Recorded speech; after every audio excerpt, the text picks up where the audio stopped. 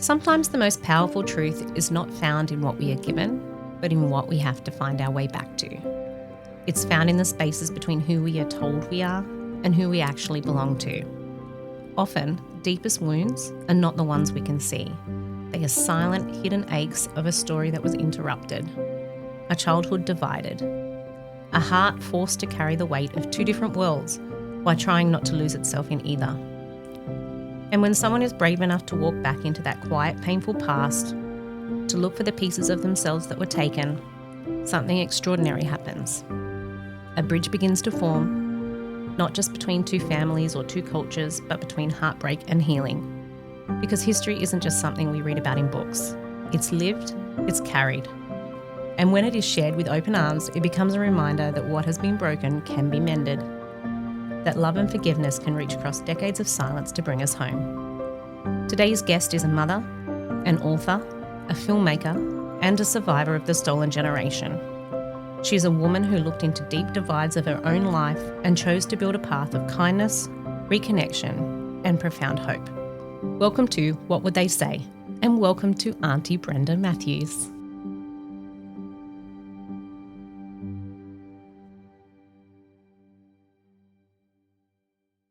We would like to acknowledge the traditional custodians of the lands on which today's story has taken place, whose country held and carried Aunty Brenda's journey. We also acknowledge that we are gathering and recording today on Wiradjuri country. We pay our deepest, most heartfelt respects to their elders, past and present, and those who are emerging to carry the future. The day this episode goes live marks the very first day of NAIDOC week, a time to celebrate the oldest, most resilient living culture on earth. But true celebration cannot exist without truth-telling. Before we can fully rejoice in the strength of culture, we must first have the courage to sit with the reality of broken connections and broken families so that we can understand how to genuinely rebuild them.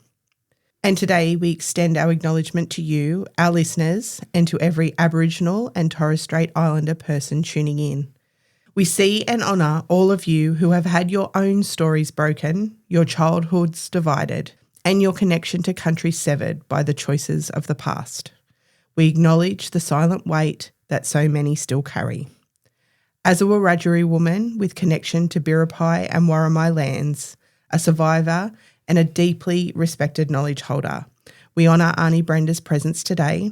We hold space for the living wisdom, the vulnerability and the immense grace she brings to our conversation. We are profoundly grateful to be able to sit together in this circle, to listen with open hearts and to share these vital truths on this sacred land.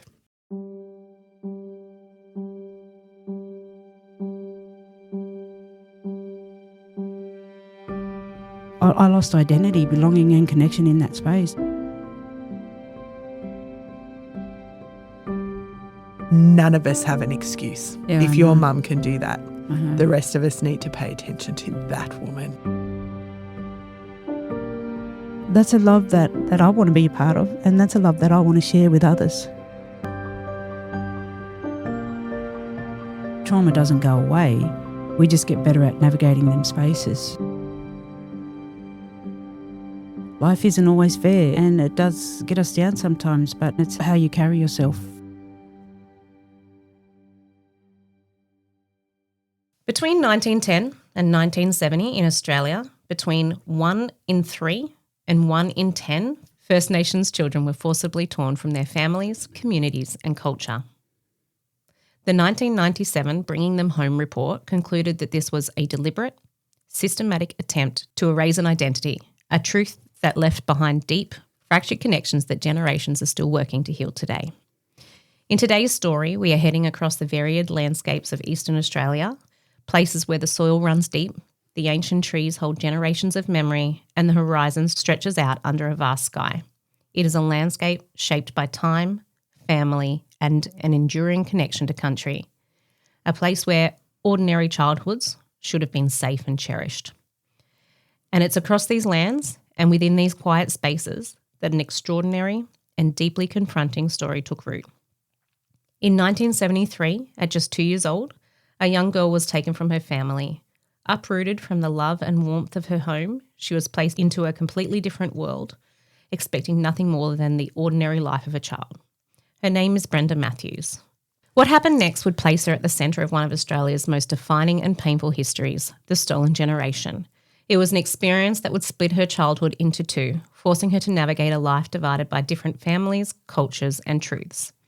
In recent years, Brenda has dedicated herself to walking backward into that painful past to heal the present and make a better future. She is author of the book The Last Daughter, filmmaker and co-director of the documentary The Last Daughter, an inspirational speaker and a profound knowledge holder who works tirelessly to guide others through the complex landscapes of trauma, identity and cultural reconnection. But today's conversation isn't about headlines, history books or labels. It's about listening. Listening to a story rooted in place, memory and lived experience. Listening to what happens when a family's love is interrupted by forces outside their control. Listening to the quiet, fierce strength it takes to find your way back home and the immense grace required to forgive. Before we sat down behind these microphones, we had the absolute privilege of sitting around a campfire with this woman and her husband, Mark. And when you sit with her in that quiet space, watching the sparks rise into the night sky, you realise something profound. She is, without a doubt, the kindest, most graceful person you could ever hope to meet, even though the world has given her every reason not to be. She has carried immense weight, yet she chooses to carry it with an open heart. We're honoured that Brenda has trusted us with her story, and we are so very grateful that she has travelled all the way from Bundjalung country to sit down and yarn with us in person today. We're grateful that you are here to hear it. Welcome, Aunty Brenda. Thank you. Thank you for having me. I wrote that and I still have goosebumps reading it. We are so thrilled that you're here. I almost didn't make it through the introduction without crying, so I don't know how I'm going to go for the rest of the episode, but I'm hanging in here, right? So as we mentioned, you've got your book, which I have read in person and listened to as an audiobook. I loved the audio version, loved being able to do two things at once, drive and listen at the same time. And you've also got your documentary. So I have been fully immersed in your story. We're going to be doing 2 episodes today. So I was hoping that maybe episode 1, you might be able to take us through the journey that you speak about in the documentary and in the book. Yeah, we were just a normal family, living with mum, dad and my siblings and just enjoying life like any other family, I suppose. And then one day this big interruption happened and we were all taken away from our mother and father. And we were all just left to pick up the pieces, I suppose. Yeah, understanding that, I don't know, this unexpected circumstance that happened to us created this story about trauma and loss of identity, I suppose, connection and belonging. But just being able to go on that journey and find that I even had a story, that I even had a connection to a story, it was just helped me to understand more bits of who I am and the story that I carry is a story that was meant for me, so to speak. We all have a story.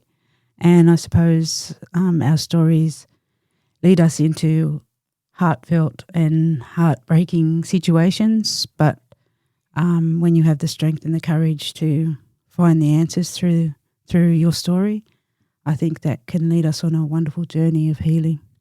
The thing that I've taken most out of your story, Brenda, is I hear you talk about the level of trauma in your experiences, but I also hear you offer the duality to that, and that is love and connection.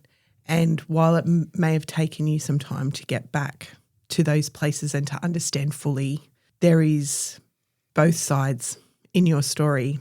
And when I hear you talk about your hopes for the future, for your mob, ours, our country as a whole, I can see the duality of those two things in everything that you talk about.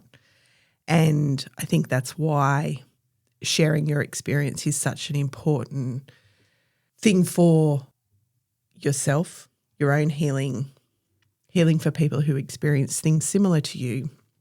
But it also really helps people who haven't lived trauma like that to understand how profound and important it is to see both sides of that. And I think you do such a really wonderful job of carrying both of those at the same time. Thank you. Can you run us through the history just so everybody understands that journey of, let's say, the first 7 years of your life?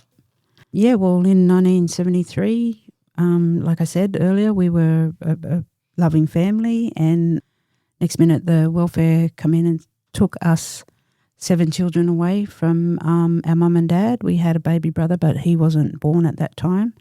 We always call him the lucky one, but I think he was maybe more affected by it than us too. Yeah, we all suffered trauma in our own spaces, you know, through this story. And we were taken away and we were sent to foster homes, and then the girls were sent to Wiradjuri, boys were sent to Ralston, my two brothers. And from there we just all started getting split up. So I ended up going to a white family who filled in application for adoption. But they were looking for the typical Western family, blonde hair, blue eyes boy, because they had a daughter at the time. And yeah, they just got a phone call one day and said, we have a little Aboriginal girl here if you want to take her on. And they just said, oh, well, we'll ring back. We'll let you know. So then they, ended up taking me on, and for the next 5, 6, 7 years, I think, ended up living with them. And I didn't remember my black family, so to me that was my family. That was my mum and dad. I didn't see colour, you know, until my white mother brought our baby brother home from the hospital. And then at that point, I saw his skin colour was different. So then me questioning, why is his skin colour different? You know, she told me that they weren't my real family. So then they only had the littlest time to take me back home, and I had to be reintroduced to my own family. And they came back and got me that afternoon, and then we went back home with my white family. And then my white family were told the next week that I had to go back home for good, which they couldn't understand because I was part of their family. I was their child. When I went back home and they didn't come back to get me that afternoon, I felt abandoned and rejected by my white father, because he was the last one to take me back to my family, my mother and father's place. So for me, I held on to that abandonment, rejection and jealousy and hurt, because I had thought they had chosen Rebecca over me. Mm. And I, for a long time, I carried that and held on to that. And then being placed back in my black family, not knowing or having relationship or kinship or anything with my black family, you know, I had to struggle, I suppose, to find a place to fit into there, because, like I said, I felt like I was intruding in on their family, because to me, they were already a tight-knit family, and here I was coming into their family. But what I didn't know was that they were also taken. So along the journey, I've come to realise that their story, you know, is part of my story too. They have their own experiences and that on their own journey and that.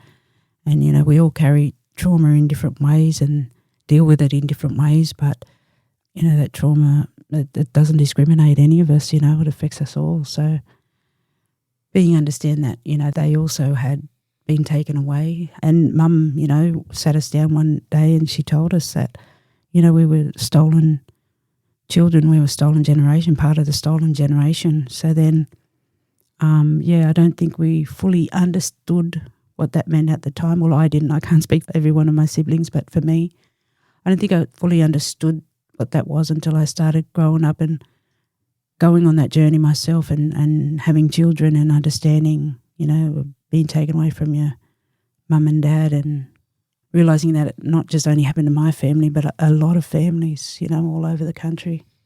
Your poor family. Your book and the documentary is called The Last Daughter, because you were the last of the siblings to come home. Mm-hmm. So you were gone for about 5 years. Mm-hmm. How long were your other siblings gone for? Do you have a recollection of that? Yeah, I think it was a year, 2 years, 3 years. It was sort of like that, year after year. So I didn't realise Yeah. that it was that long for you to get back compared to everybody else. Your parents obviously fought so hard to get everybody back. Why did it take so much longer for you? I don't know. I think it was because the welfare or the system had an issue now because, they could see that there was this little Indigenous girl stuck with this white family now, but they have to get her home. So their quick thinking, I suppose, just give them that one visit to go home and reconnect with your family, which was so heartbreaking for all of us. I see at this time now, I didn't understand it then, but, for my black family, it was mum and dad's happiness for me coming home. But then on my white family, it was their sadness that they had to give me up, so we were affected on all ends. And I think they're trying to fix that, cause that rush back home and the delay in getting back home because the act changed, but the actions didn't. The actions stayed the same. So it was filtering slowly out West Way, and also understanding that, they tried to fix it the best of their ability, I suppose, but not understanding that it caused more trauma, I think, than rehabilitation or healing. Mm. Because there was real love with your white family. And even after you went back to your biological family, there was still a connection to those people. They had real love for you and you had real love for them. And I know that's not everybody's story when they're placed into care, but for you, it was a significant part of your story and a part that then played forward because it was wonderful news that you were returned to your biological family, but there was significant loss on your side and on your white mum and dad's side as well. Mm. Yeah, and I think that's what set me on that journey to go back and find healing, and to find answers on both sides of my family because I could feel love on both sides because when I reconnected with my white family, one of the first questions my white mother asked was, is your father still an alcoholic? And I was just taken back because I was like, how do they come up with that conclusion? But that's what they were told. So they believed the lies that they were told. And it didn't match the father that I knew and I grew up with, because he was a loving, caring, faith-based man, and the principles that he instilled in us and passed down to us, I suppose that love was what I wanted to go look for because when he would share the knowledge that he had with him and I could see the love that he had while he was sharing, and I think that's the love that I wanted, and I could see that it wasn't just the normal sense of love or the normal word love. It was a deeper, wider love that didn't have no boundaries. Yeah, it didn't have no boundaries. So that's the love that I wanted to go on, and that's the journey and the road that I took. And I found that with my white family, when I went back there, they still talked about me. They still missed me. They still thought about me when they had barbecues or Christmases or, sorry, I'm probably going to cry, but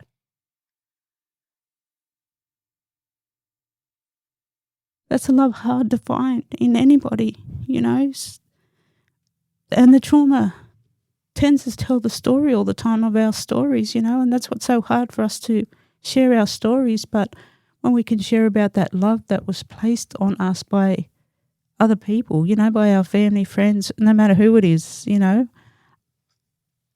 that's a love that I want to be a part of, and that's a love that I want to share with others.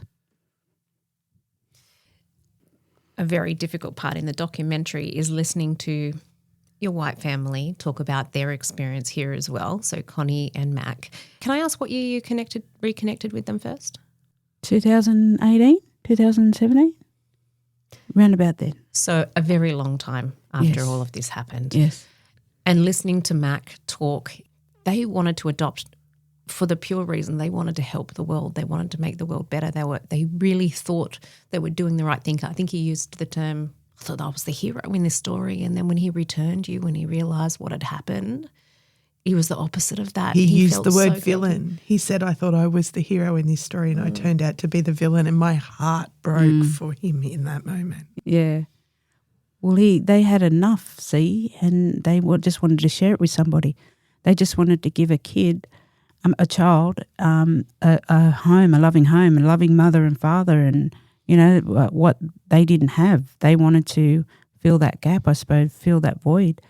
And at that point, like I said, they filled in for blonde-haired, blue-eyed boy. But then, you know, I was placed on their doorstep, literally. But they had the love there to give me. They had enough to share with me. They had enough love. They had enough to share with me. And yeah, I'm forever grateful for that and that journey that I've been on with them.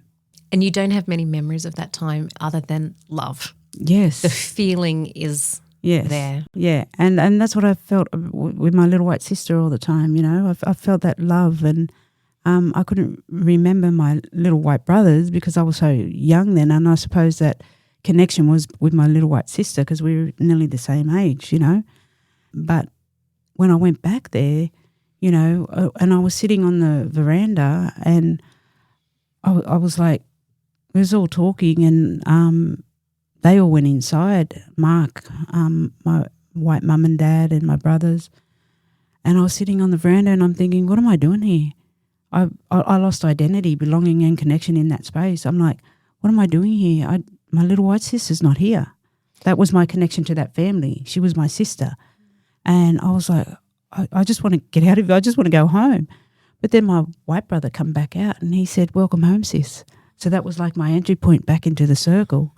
So, yeah, that was a wonderful place, I think, a space to be when he walked out and invited me back into that circle. So when you were given back to your black family, as you call them, you've got your two families, your white mum said to you, you come and find me. And it took a very long time for that to happen. With your children and Mark's children, you have contacted them, but at that point in 2017, you realised that Rebecca was no longer with us. But Connie and Mac were so very excited to hear from you. Can you explain what that was like? Because that's my favourite part of the book. I was so excited. I was so excited that I was going to get to see my little white sister again and hold her hand and share a secret with her and catch up and, you know, just tell her that, hey, I've got kids. Have you got kids? You know, I've got grandkids, you know, all the stuff we talk about as mothers and sisters, I suppose. And our girls had found Rebecca's notice on the funeral notices. They just were a bit reluctant to tell me because I was so excited and they could see that. And they just said, yeah, this is what we've come up with. So, yeah, I was just like, oh, it can't be. It really can't be. But it was. And, yeah, very, very sad time. But at that time, I was doing weaving with the aunts from New Zealand, the Maori ladies. And they invited us over to their house one day. And as soon as I walked in, I noticed this little box. I don't know what drew my eyes there. I just noticed this little box and had a lovely pattern on the top. And we just walked in, talked and sat down, had a feed and cuppa and a yarn. And then when we was about to go, they said, this is for you. And they handed that box to me. And I went, oh, wow. And they told me the story about the pattern on the top. And when I opened it up, it was a little rose woven from the fibre that they had been weaving with. But they took it from Mount Tambourine, which was where they were doing it, which was the last sort of place connection Rebecca was when I was there. So it was like that they were connecting the dots and connecting the story, but it was such a beautiful gesture. And I just thought, you know, this is one rose that will never wilt. I can hold on to it, I can pass it down, you know, and it was just a beautiful gesture that they would even go out of their way to do that for me. So I was very grateful for them and a bit of that healing to take place and that connection to country again, you know. So, yeah, because when I moved up this way, It was about 2008, 2009, I think. And I was on Facebook, and then I got off it because, Facebook, I didn't want to be in amongst that. I just wanted to be positive, find positive things. I got off it. But I think at the time now, if I'd have stayed on it, would I have found her? But it wasn't meant to be. Mac and Connie were able to share with you that she missed you and that connection with her sister as much as you missed her. Yeah, because I always wondered, did she ever think about me? Did she want to find me? These are the questions that I asked myself. And just to go back and hear them say, yeah, she was looking for you. She really wanted to find you. She really loved you.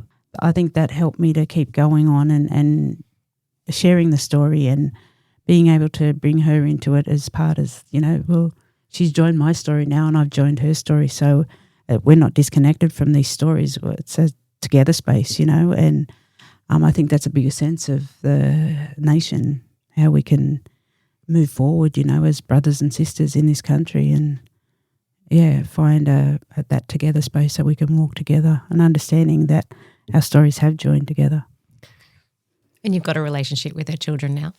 Yes, and they're wonderful. When we always go down that way, we always gathering together and having a nice feed and, just listening to their stories and where they've been and what they're doing. And, they're all amazing. They're all amazing. As my black family, they're all amazing. They're amazing people and strong. You talk a lot about finding your identity. How did that cement that part of your identity when you got that confirmation, that thing that you had felt through your whole childhood and you'd had that thought about this sister that was there and it was a feeling that you had no confirmation for, but you knew it as a truth. When that was confirmed for you, did that provide a sense of your identity to know that that feeling that existed was true and proven and that it wasn't just something that you had been thinking might have been? Yeah, because when I went back there to my white family, I could see the love that they had for me. Rebecca was no longer there, but the love was still there. And it wasn't that Rebecca took that love with her because it was still a love that was ongoing and it was passing down, through the generations. When I first went back there and met Aunty Rebecca, who Rebecca's named after, Connie's sister, she actually busted out crying, when she first saw me and she said, we've been waiting for so long to catch up with you. And she was just bawling her eyes out. And her daughter, she just looked at me, she said, hey, Brenda, she said, hey, cuz. And I'm like, oh, wow, here's this white one saying, hey, cuz, to a black one. And I'm thinking, oh, okay. And, because I had been taken back. And she said, I wasn't here when you came to our family, but I've been told so much about you and I just want to welcome you back home, cuz, and that's the love that I was looking for. It wasn't a fight for that love. It just reconnected again. It just intertwined again, that it was just there. You didn't have to fight for it. You didn't have to do anything to get it. It was just there. And it grew and it grew and it grew. And, every time we go back there, it's just like it just grows and grows and grows. Mm. Can we take a step backwards before you reconnected with everybody? How did you end up in Fingal Bay? And Shannon, there's a love story. Can you run us through the love story that happened up there? Did you want to step into this space? Come on, Mark. Yeah, we do have you. He's in the room. He promised he'd be quiet. Now we're making him talk. All right, lift that microphone up. No, it's your story. And yours. Well, where were you at the time when you were you? I was living on the Gold Coast and walking and paddling with the Bundjalung people, and we were running a kayak business, and I met Brenda through that. She came on a day activity, and I was just sharing about the country that I lived on, and Brenda came on that journey with me, and from that day forward we built up a friendship. And because we were always doing adventures every day and camps, Brenda started to come along and become part of that journey, just as a friend and as a helper. And then we liked doing the same things. But then Brenda asked me a big question. She asked me, would I take her on for work experience? And I said, of course I would. And she came and did work experience, and she had an incredible heart. And didn't think I'd cry. But I was just drawn by the love that she had for those that I was working with, because we work with a lot of marginalised children. And she had a story, a story of being taken away. And I could just see she was carrying this enormous story. And I said to her one day before we even got together, I just said, Brenda, it's such a special, just how you share your story and how you hold your story. And I said, I think you'd be able to help others by sharing your story. So Brenda shared her story, and I think once she released that rose, that story, I think that opened that up inside of me. And I think, after 12 months of being together and her coming on camp and supporting me and being an incredible helper and an incredible mother to her children, and we just fell in love. It wasn't lust, it was love. It was just the most beautiful thing. It was really was. And there it is. I didn't even look at her that way. I wasn't looking for a partner. I was just drawn to her. And I could see how that when Brenda shared her story too, it was healing for her. And I could see the impact that had on the children that she was sharing that with. Because I think all of us suffer trauma, and I think we can all relate to that in some way. And I think because Brenda has found a moving forward space, and I think that's what not only encourages others, but it also encourages me, because I've got a brother with a disability. So I've always had to look at myself, what I have and what he doesn't have. And I think, like Brenda, could easily have been so mad and upset and bitter. And I think she obviously would be dealing with that, but just how she carries herself, she's able to overcome that and walk the walk of love that she walks and not a walk of bitterness. 100%. And we saw this so many times around the campfire last night, where there were opportunities for you to let loose and you just refused to. You're just so kind. But even when we talk about perhaps some people who've made questionable choices in the past, you would always turn around and say, well, that reaction's come from their own trauma, and you would just word it in the nicest possible way, giving these people who made terrible choices a little bit of grace. And I think that is what makes your storytelling so special and so powerful. The duality of you being able to hold space for everybody's experience in your own story. We've talked a lot about Connie and Mac, but this was also extremely hard for your black mum. Mm-hmm. And I know you went and asked her permission to do this. Did she talk to you at all? Because she seems like a very stoic lady. She is a powerful presence in herself. But did she talk to you about her concerns or her feelings at that time? No, not really. She just, I think she tends sometimes to keep things to herself a lot of the times. And I think sometimes the things I get are from her. And I see that sometimes because especially when I look in the mirror, I see her reflection. Same. Yeah.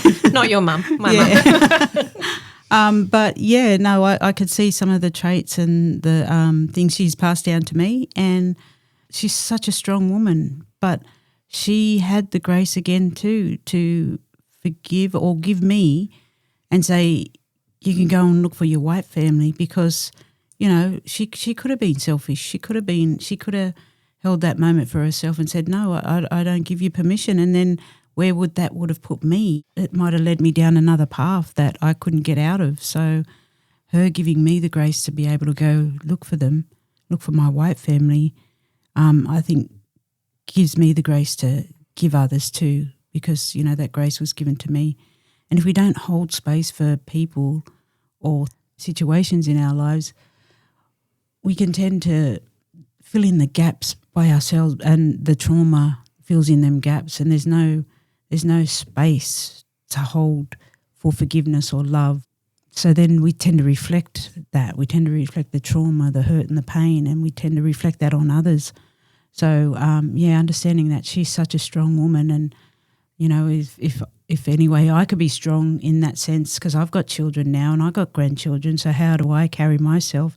How do I share with my children that, you know, things might happen to us in life and trauma affects us all, how to carry ourselves or how to navigate these spaces through a traumatic time. She strikes me as a woman of resilience, like the definition of that word. And when I think about those stories in line with each other, there were small gifts for you and your white family in the love that you had for each other. But during that time, there was no gifts for your black mum. It was pain and loss and grief. And I think watching her journey throughout your own was actually a really amazing gift. When Megan mentioned you had every right to be angry and hold bitterness, she really does too. And to see her at that end point where she could look Connie and Mac in the face and, you know, say thank you for taking care of my baby. And yeah, that was hard for her. I imagine so hard for her. But if she can get to that point, I just think none of us have an excuse. Yeah, if your mum can do that, the rest of us need to pay attention to that woman. Yes. And it can be an example to how you carry yourself. Yes, things happen to us. You know, life isn't always fair and it does get us down sometimes. But again, it's how you carry yourself through those times. And you're the only one responsible for your story. Nobody else is. They might have contributed to the hurt and the pain and the trauma, but you're the vessel for carrying that story. So when you can understand and learn to carry your story right way so that it can benefit others or be fruitful to someone else's journey where they're struggling in that same space, maybe that's the most fruitful place you could be, you know, to share that healing, resilience and strength with others. You're doing a very good job. Oh, thank you. While we're talking about your black family, it was after you met Mark that you decided to look for answers and try and seek justice more for them, to clear their names than for yourself. Do you want to talk a little bit more about that? Because you just found lots of challenges and confusing detail along the way. Yeah, well, I suppose for me, I could see the hurt and the pain that my mum was going through and my siblings, you know, and understanding that Dad wasn't in a space at that time to stand up even for his family or find the justice for his family, you know, because he was in the hospital at the time, the nursing home. And I could see the hurt and the pain that they were still carrying. So being able to find justice for them was bringing justice to me, that, you know, that they could find healing through whatever means of justice they found that in, whether it was compensation, whether it was an apology, whether it was sharing their stories here and there. But along the way there was a lot of challenges, you know, and I had to look from both sides to be able to understand where I was in that space. So I'm not triggered or I'll start carrying my story wrong way too. I've got to stay on the path of keep carrying my story right way so I can be an example, I suppose, because I do have grandchildren. I do have children, so I want to be an example to them. And, you know, along the way I got a letter back saying that I wasn't part of the stolen generation, wasn't classified of having trauma wrongfully placed or even wrongfully taken, because they drew a line in the sand at 1969. So like I said, the act had changed, but the action didn't. So when I got that letter back, I explained to Mark, and I was just venting, and then he just started saying, write your feelings down. So then that's how the book became about. I was writing as we were going and filming and doing all that stuff, but also finding truth about my families on both sides. And then they sent another letter out, and in big bold letters up the top it had victim, and I just busted out crying. I didn't want that to be my identity. I didn't want that to be my children or grandchildren's identity. So for a long time, I've held on to that identity of a stolen child, you know. So that was my identity. But when they brought this other victim, I was like, no, I'm not holding on to that. I'm not carrying that. So, these challenges, again, I had to find out who I was in that space to be able to keep moving forward. And it was challenging. It was hard, and the trauma was coming up because the trauma doesn't go away.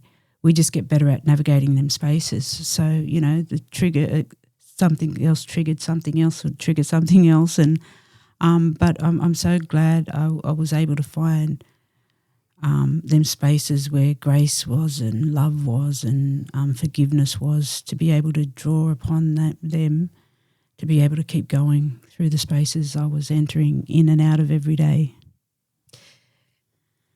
Did you ever get acknowledgement that that injustice had happened to you? I did speak before the department that took us away, and she gave me an organic apology.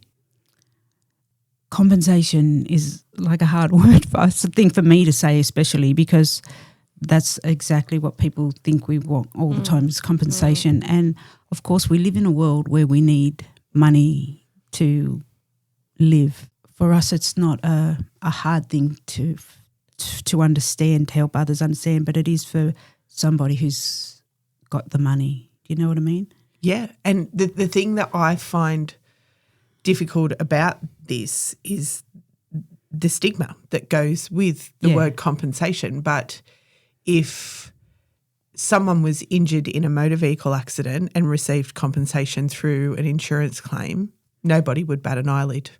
If somebody had a work accident and was unable to work in the same capacity because of that accident and received compensation through work cover, nobody would bat an eyelid at that. And I am sorry that when your mob has to talk about that you are met with some of that stigma, because it's not okay, and there are things that people need to be able to heal, whether that's counselling or a psychologist or any kind of therapy, and that costs money. If you have to travel, and I really hope that that's something that changes. Yeah. So for me, the story was the compensation, the reach of the story, that my children didn't have to rely on a system that took us away and hurt us in the first place. So while for me the organic apology was for me at that time and not my family, and I don't want to speak on behalf of other people what they might need. So again, that's just from my point of view and my story. For me, that compensation was being able to keep sharing story and pass it down, and that healing story, being able to talk in front of the system that took us away, the department that took us away, was healing for me, because now we had something organic, and for me that's good enough. Even Kevin Rudd said sorry in 2008. Being able to meet him too, you know, and to share a bit with him about what happened to our story, but also thank him for saying for apologising, you know, when he didn't have to. He was one of the politicians at the time that stood up and said sorry when he didn't have to, but he went against the grain and he did it. And, I'm so grateful for that, because that was a bit of healing for mum and dad too. And I think if we can, use that as a reference point to move forward now in these hard spaces that we get in. And, because a lot of people didn't have the same story that I had a loving family, had a wonderful story to go back to. They're still on their journeys, of finding reconnection and finding family, and had bad experiences in the places and spaces that they were in at the time. But again, we all have that childhood trauma. We all carry that, and we all have that little sense of child within us. So, and that trauma doesn't discriminate. It affects us all. So being able to understand that we can navigate these spaces of trauma while we're actually living life, but also finding life in amongst that trauma and being able to walk and talk that in a healing way and share that with others.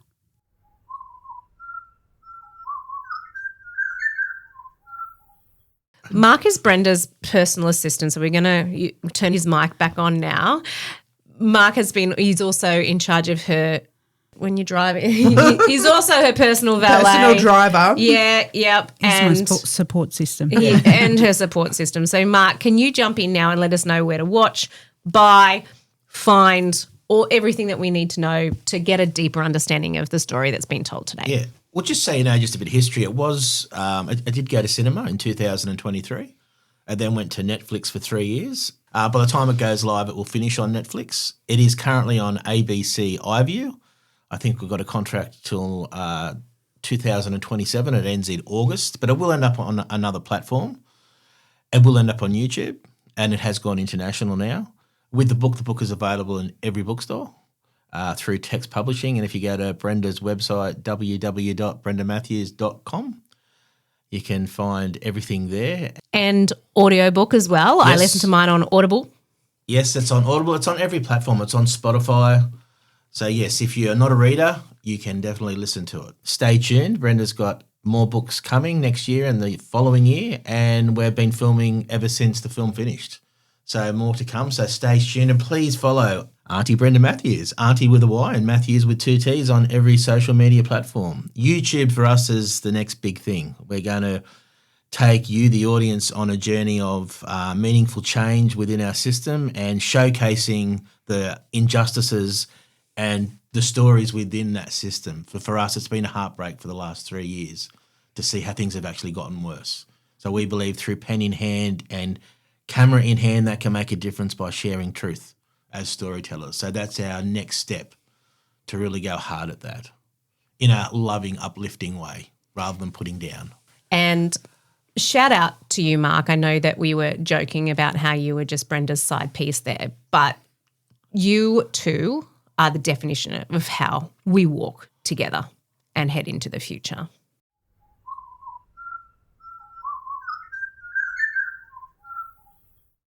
Stories like this aren't just heard, they're felt. They live in the body, in memory, in the quiet spaces between words. Today we've walked through a chapter of history that is written on the heart, a moment in time that reshaped everything that followed. We've listened to what it was like to be a little girl pulled between two worlds and suddenly faced with an identity and a history no child could ever prepare for. And we're deeply grateful to Aunty Brenda for trusting us and you with this part of her story. But this story doesn't end here. Next week, we'll return to tell the story of healing. We'll talk about what came after the divide, about the search for truth, about the powerful path of healing, connection, and family, and about how immense heartbreak can be transformed into a message of profound reconnection and hope for us all. Thank you for being here. Thank you for listening with care.